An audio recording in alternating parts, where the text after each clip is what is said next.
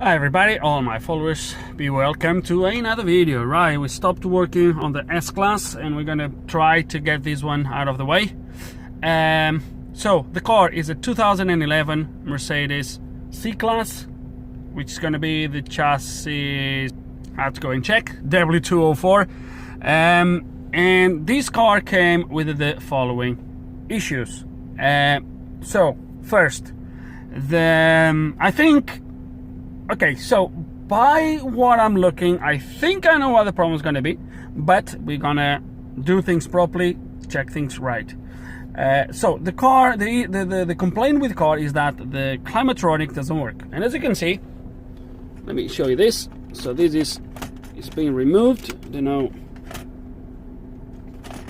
Okay, this should go with the screws in there. Okay, anyway, so this has been removed already. And the reason why it's been removed is because it's been replaced. Okay, so apparently this is the original one from the car. This one apparently stopped working. And guys, I'm saying what I was told. This one stopped working. They bought another one. They put it in. It worked. The car was left for a few months on the yard to be sold. When they went to now selling the car, apparently they have someone interested on the car. They came and that was not working again. But the radiator fan is constantly running. Let me see if I can show you that.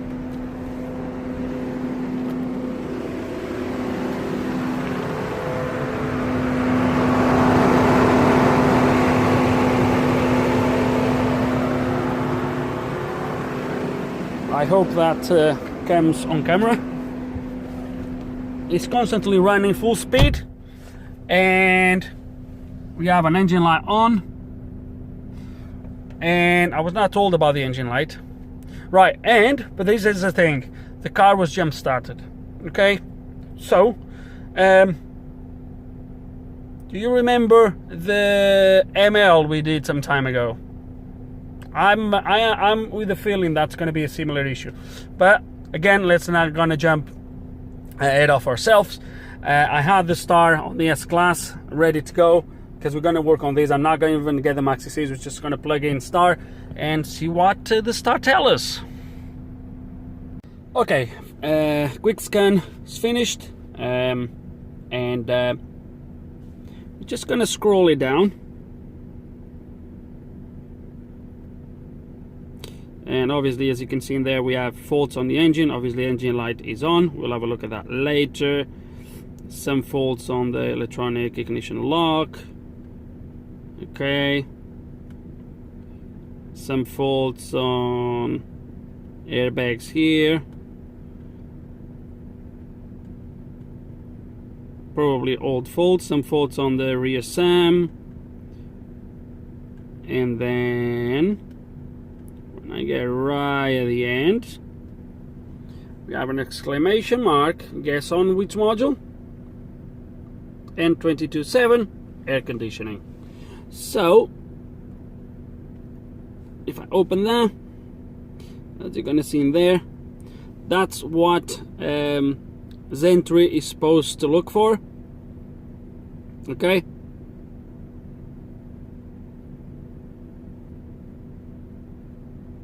So to me that actually looks like no communications. Okay, so what we're going to do is we're going to start to look for the basics. By the way, just before we do, I just turned the engine off, ignition on. What we're going to do is going to just quickly see what the fault is on my engine, but I'm pretty sure my fault is going to be no communications with the ACC. Oh, come on. Get out of there. So, if I bring it down, there he is. Implausible received. So, communications with the air conditioner has a malfunction. The message is missing. Implausible data were received from the air conditioning. Self-explanatory. Let's go. Okay, next thing to do. Check fuses. I ended up checking all the fuses, although the fuse, the particular fuse for the ACC is fuse number 12, which is this fuse here, the second one after this relay. So this one here, number 12, which is actually good. So the next thing I need to do is to check that the front SEM is actually powering the ACC. So the way we're going to do it is the following way. Okay, so let's gonna put our key on. There we go. Let's gonna test our test light. Any fuse will do. There we go. So we have power. So let's gonna go to fuse 12. If we do have power on both sides, so this side is good, that side is good. So that means the fuse is good, and it means my front fuse box, front SEM, is actually powering this particular circuit. So the next stage, or the next step, is going to be look inside to make sure we still have voltage at the module itself. Okay, and according to my diagrams, I should have voltage on my pin 14 and pin 16. The lever is broken on this plug. Oh, broke this. Right, so I don't know which plug is, but ground voltage being pin 14, ground being pin 16 is a red and a red and brown. So let me see which plug has. So this plug only has 14 pins, so it can't be that one. So it'll have to be the middle plug, and it's gonna be pin. There we go. So let's kind of check pin. I know, guys. I know. You guys hate this plastic. I really gonna need to get rid of it. Okay, just trust what I tell you. So pin 14 and pin 16. Oh, is these two last pins by the looks of it. So is these two last pins on the middle plug.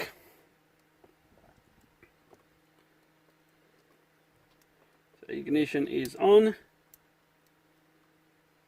And we do have 12.44 volts.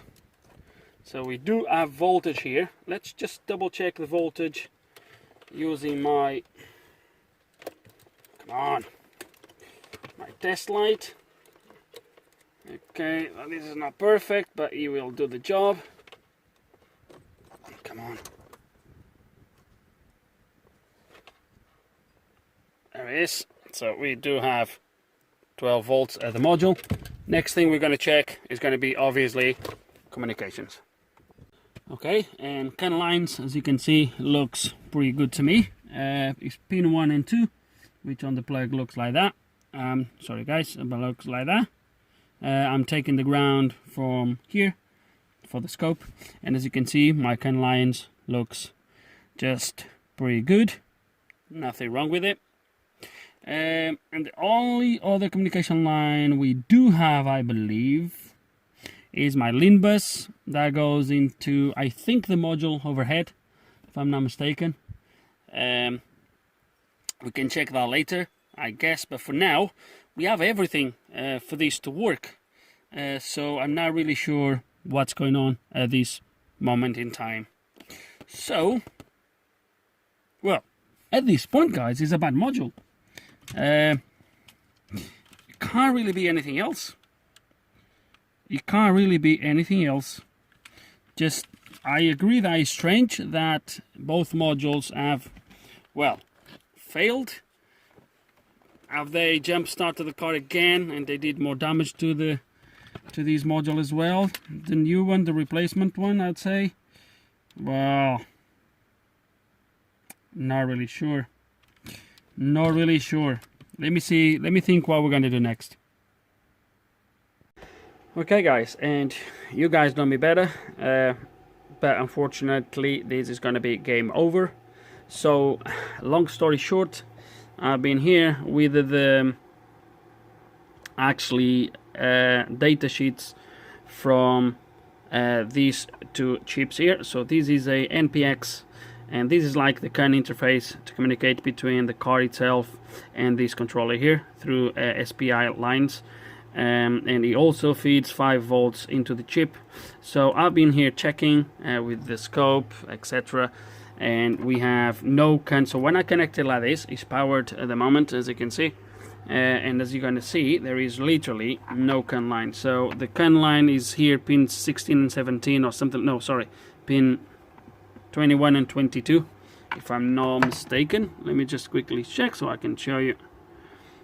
So I've been using this, so pin 21 and 22 right there is my CAN high and low. Okay, so if I come down here again, there we go. Okay, so I've been here checking, and basically comes from pin 21 and 22 and is a direct connection to here. And when I do that, we have nothing, and when I do on the other one, we have nothing. Now these, what I've checked as well, using the data sheets from both chips, from this NPX and from this NEC. I think this is a NEC F3376 AM2, between brackets A1, and this NPX, this NXP is a 1065/5V0CT. So I've been checking, obviously according to that, all the voltage supplies are here. The voltage output for this chip is there on pin 4, if I recall correctly, and then all the voltage supplies for this NEC chip are here for this processor. All the voltage and grounds coming in are here.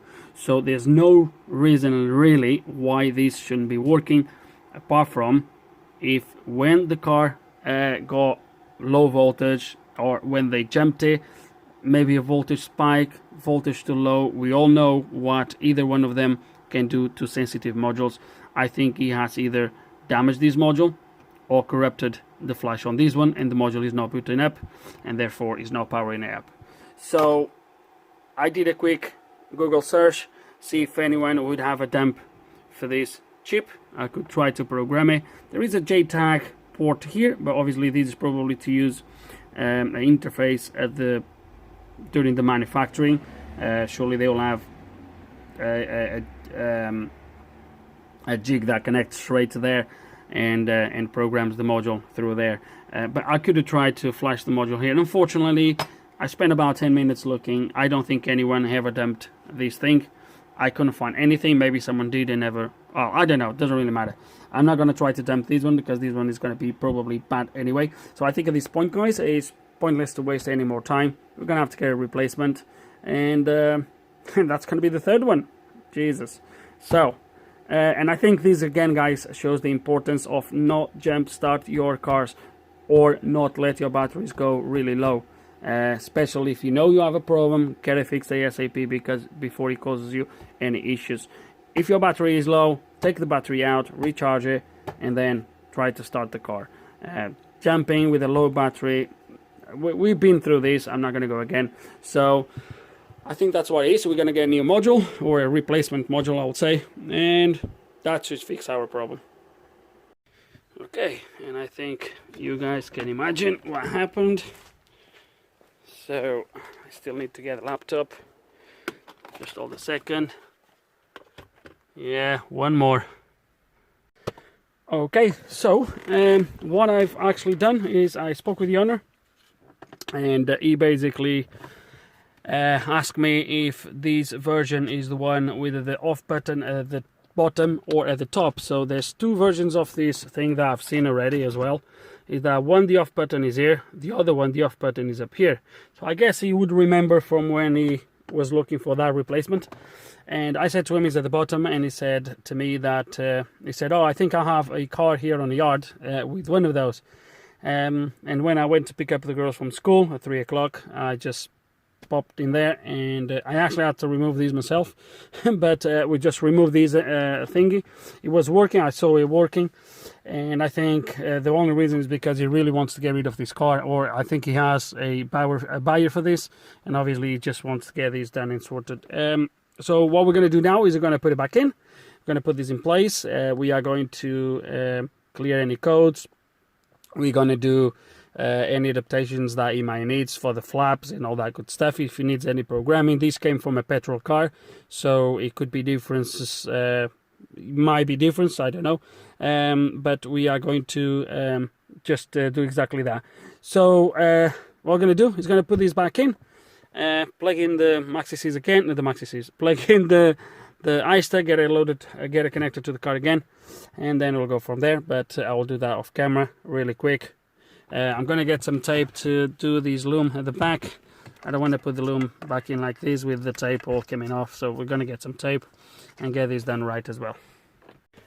Okay, that's connected. Obviously same folds. I haven't plugged in yet, so I just put the tape, as I said, to make it look a little bit better. And I had to plug in my charger because only ignition on was on for about 2 minutes and the voltage was already about 11.5. So yeah, this is not very good, but we're gonna turn the ignition off now. Okay, and let me see if I can put the camera here somehow, and while we plug this in. So actually I need the trim. It goes on the trim like so. I think it's like this.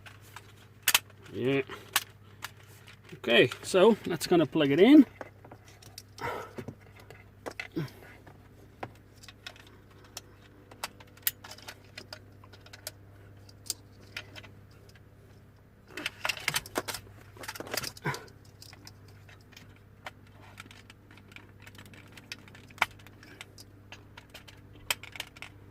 Okay, so slide it in like this. Let's just make sure it works. Actually, it should work, but let's just put it in there and just push it back in if I'm not mistaken. There we go. Now there's 2 bolts that goes behind this. This is already pulled in. I don't think this is how it comes out, but that's how it came. Let's turn ignition on. There it is, fully working. Obviously, we did the correct diagnosis, and all we're going to do now is make sure we have no codes, make sure if it needs any initialization, any coding, whatever, we'll do it. But for that, I will get back in a second. Okay, all back in place, and what we're going to do now is there's a little bit of glare. I do apologize. Let me see if I can somehow like this to stop. Is a little bit difficult, but we should be able to see it from here. So I'm gonna go scroll down. Where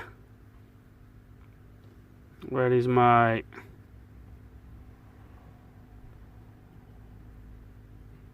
where's my ACC?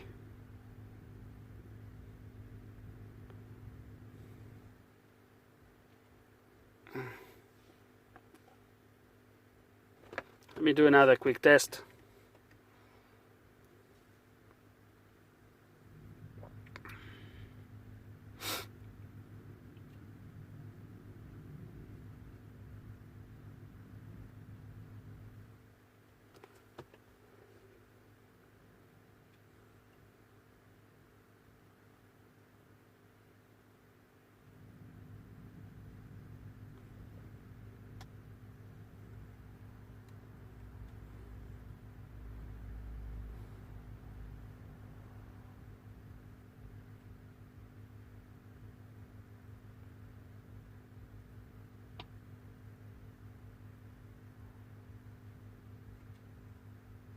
Wait, where's my ACC?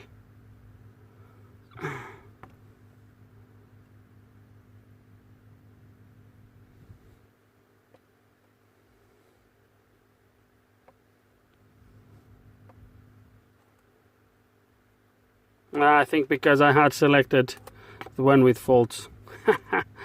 Jesus, I'm not used to use this software very often. Okay, so codes.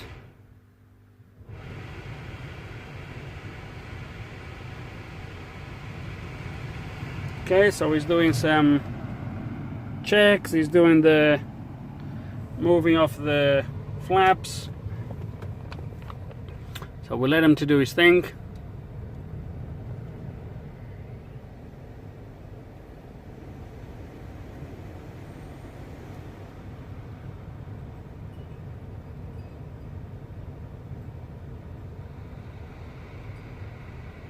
Okay, I can hear, well, I can here the air, there we go, it's coming out through every single, it's just sort of moving the air, moving the flap, so we'll let them to do it.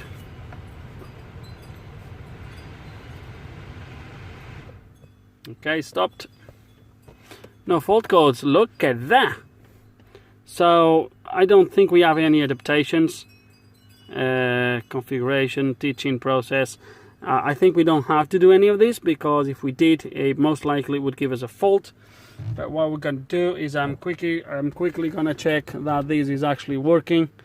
So let me see if I do. So it's coming here, yes. So how you change this?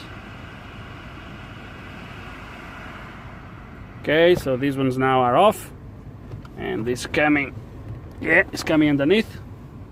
Now we're gonna go like that. Let's see if I can.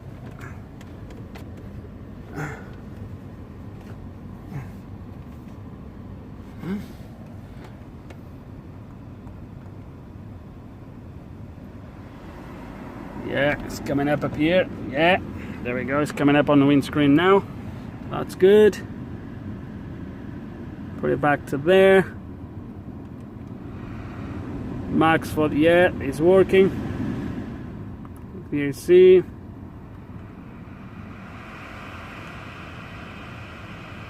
Yeah, looks like everything is working. Turning off. Beautiful. Look at that. Okay, so it's all done. So we should be able now to start the engine. Actually, if I go back to there and I go to quick test view, so okay, so it was only showing me the ones, I think, no, but not the ones with faults. It should show me the ACC here somewhere.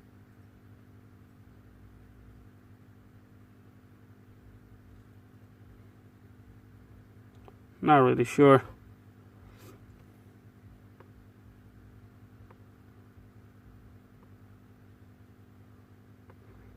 Let me just go to the engine now. Actually, let's gonna do erase the fault memories. So 20 units with faults. Let's gonna. This is fixed, guys. There's no questions. But I'll just take you through up to the finale when everything's done, and we start the car and the engine. Fan is not gonna run full speed like it was before. Okay, so it's coming up with two codes for these units. For the reversible emergency tensioner retractor, which is the seat belt tensioners or retractors, whatever you want to call it, pre-tensioners. I think I know what this problem is, and we're not going to do nothing with it. So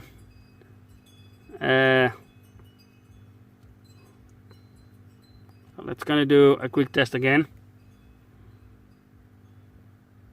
Okay, just finished, and there is my two modules with faults. And if I show you what these faults are, and put this down here.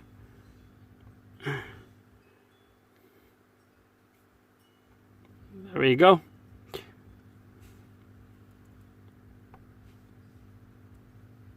I'll show you what that means. It says software error.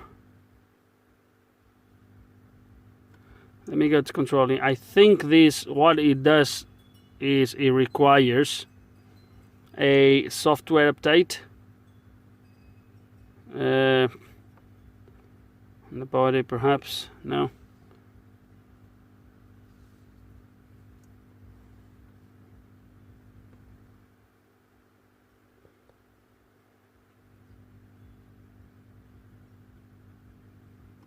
Just now here doing something that has nothing to do with the initial.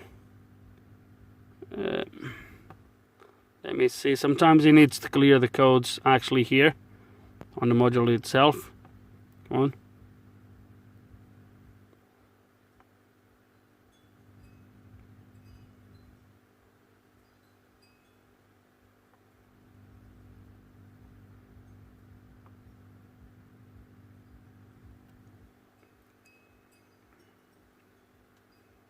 If I'm not mistaken, all these needs is a software update, which I don't want to have to do now. Come on.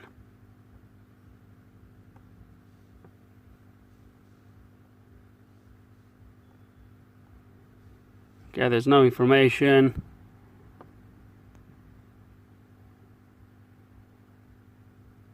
Alright, that's okay.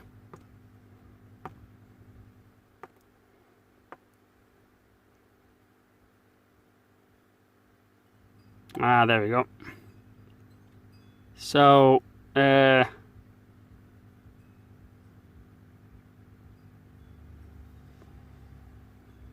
so he needs a new software to be installed. Blah, blah, blah, blah. Do you want? No. I'm not going to do this because, as with any software programming, there's always risks involved, and I'm not going to do it if I'm not been asked to do it. Plus, there's no lights, no nothing. I will show you in a second. So let's gonna take the battery maintainer. Let's gonna pull it out, start the car, and make sure everything's working okay, and wrap up this video. Okay, so let's gonna start this thing. The charger is unplugged, so like so. Key on.